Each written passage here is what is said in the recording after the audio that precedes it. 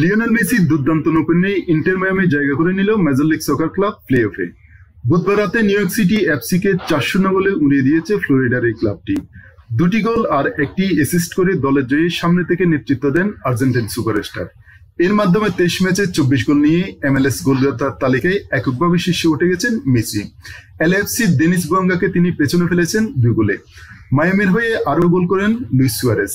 Leagues cup ফাইনালে সিয়াটলের বিপক্ষে ম্যাচে প্রতিপক্ষের এক কর্মকর্তার দিকে তুতু ছোড়ার কারণে 3 ম্যাচ নিষেধাজ্ঞায় থাকার পর এই ম্যাচে ফিরেই স্কোরশিটে নাম তোলেন উরুগুয়েন স্ট্রাইকার।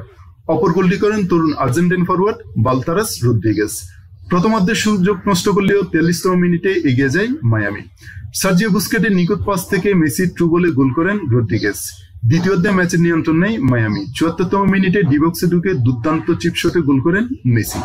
এরপর 83তম মিনিটে পেনাল্টি থেকে সুয়ারেজের গোল এবং 86তম মিনিটে মেসির নিখুঁত ফিনিশিং এ বড় জয় পায় ইন্টার মায়ামি। এই জয়ে ইস্টার্ন কনফারেন্সের 3য় স্থানে উঠে এসেছে মায়ামি।